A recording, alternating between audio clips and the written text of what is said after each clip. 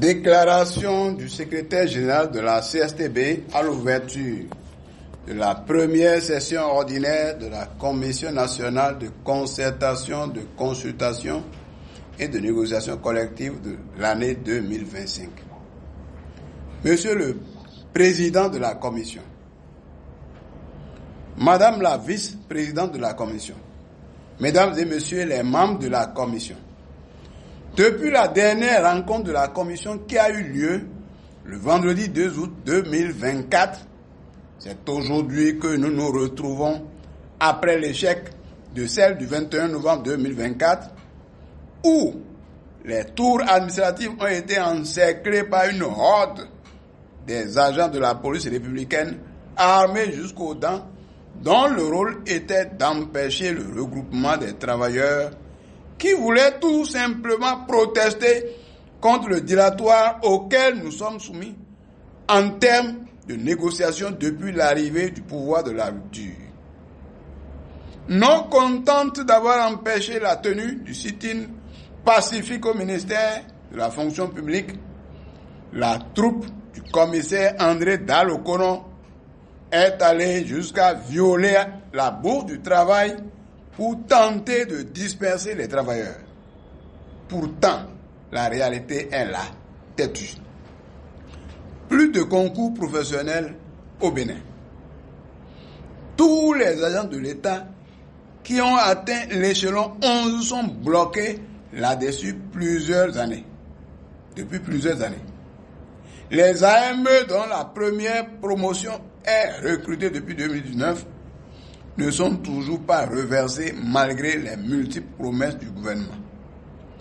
Jusqu'à ce jour, certains enseignants reversés depuis 2008 vont toujours à l'école sans contrat et sans salaire. Des agents de santé connaissent aussi le même sort, bien sûr. Ils attendent en vain leur contrat de reversement. Beaucoup d'enseignants et d'ailleurs de santé sont en attente de résolution de divers problèmes allant d'échelons refusés, entre parenthèses promotion 2014 et 2016, dont on a refusé un échelon, au retour de formation dans les écoles normales, etc., etc. D'autres agents de l'État, de divers ministères, rencontrent aussi assez de difficultés non résolues. Pas de sursalaire pour les conventionnés des sociétés publiques et semi-publiques. Les fonctionnaires territoriaux sont oubliés en faveur des SE et d'autres agents tirés au sort de la présidence. Dans le secteur privé, la précarisation de l'emploi due au vote de loi scélérate, dont celle relative à l'embauche, s'est exacerbée surtout avec le refus d'hiérarchiser les salaires après l'augmentation du SMIC. Les retraités de la fonction publique n'ont presque pas connu d'augmentation de salaire. 2,4% seulement de revalorisation du point indiciaire. Il faut aller aux différentes plateformes revendicatives pour constater qu'aucune revendication essentielle n'a été prise en compte par le pouvoir de la rupture. Le comble du malheur, c'est le vote des lois liberticides et la pratique du gouvernement qui va au-delà de ces lois et excelle dans une brutalité inexplicable contre les travailleurs et toutes les populations. Comment comprendre qu'un gouvernement interdise les libertés de manifestation jusqu'aux libertés de réunion qui se tiennent dans des maisons privées? Comment on peut comprendre ça? Nous ne sommes plus dans une république à régime démocratique. Nous sommes en plein dans l'autocratie qui étouffe toutes les énergies devant favoriser l'épanouissement des populations et le développement du pays. Le gouvernement du président Patrice Talon a franchi le Rubicon en interdisant la commémoration du 1er mai, fête internationale du travail, dans la rue. Pourtant, la journée est déclarée chômée et payée.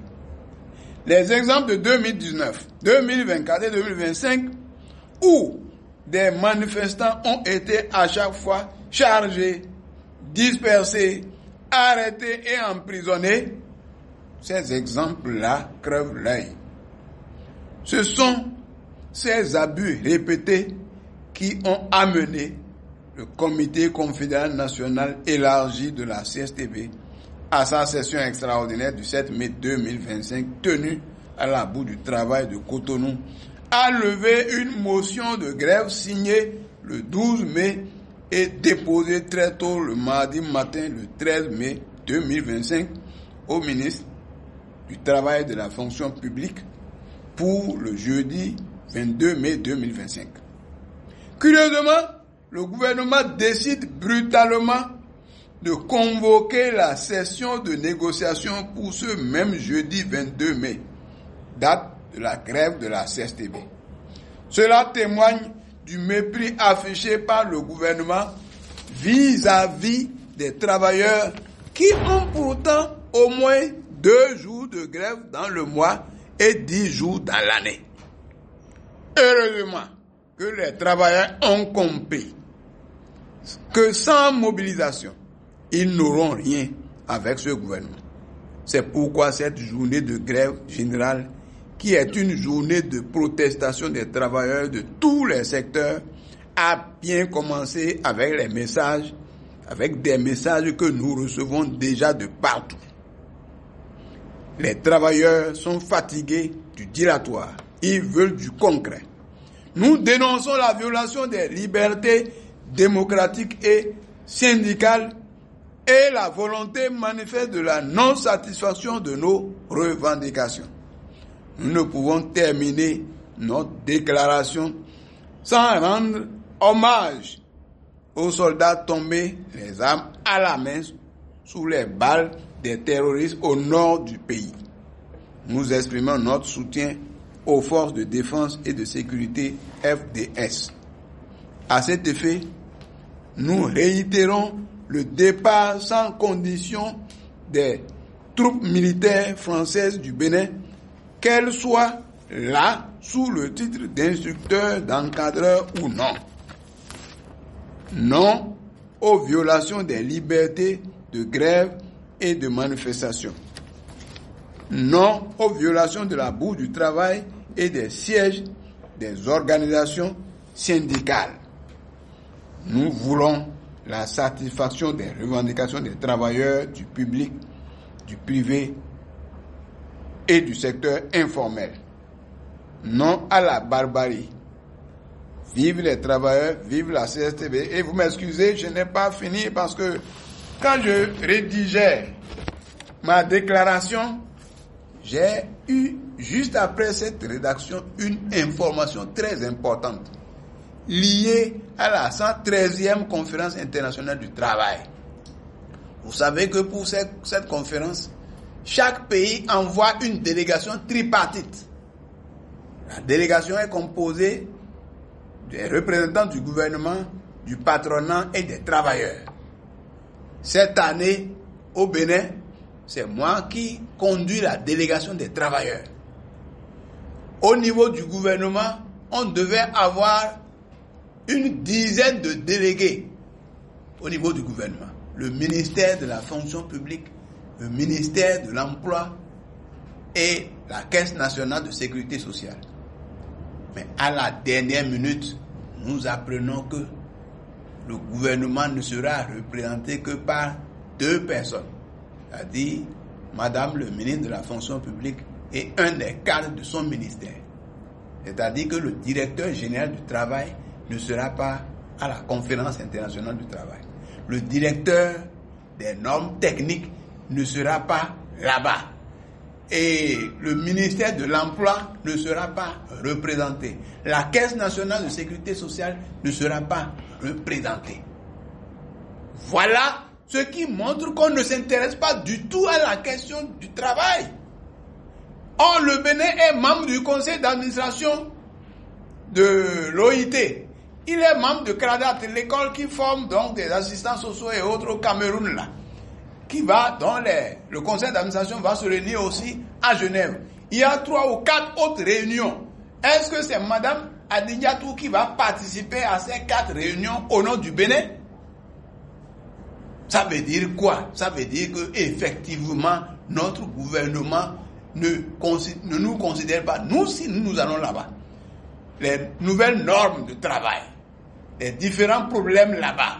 Si le DGT n'est pas là, encore qu'il est nouvellement nommé, le DNT est nommé cette année, il n'a même jamais été pour connaître les normes de travail. Et il ne va pas là-bas, et nous allons là-bas, nous revenons, avec qui nous allons discuter ici. C'est suffisamment grave. Est-ce que c'est l'argent qui manque? Pourtant, on a vu Vaudou, les gens ont dépassé des milliards. Ça veut dire quoi? Ça veut dire que le Bénin dont on parle, qu'il faut aller célébrer là. Notre président ne veut même pas célébrer notre pays. C'est pour ça que nous, travailleurs, nous protestons. La CSTB proteste contre cette façon de faire. On doit pouvoir normalement désigner des gens qui pourraient aller représenter le Bénin. On voit d'autres pays, combien de personnes vont dans des délégations pour aller discuter de comment les choses se passent. Pourquoi notre pays sera absent? De toute façon, voilà ce qui se passe.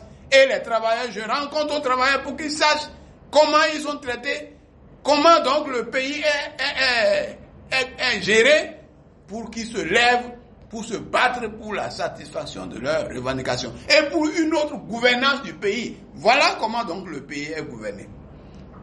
Chers amis, chers membres de la commission de négociation, je vous remercie.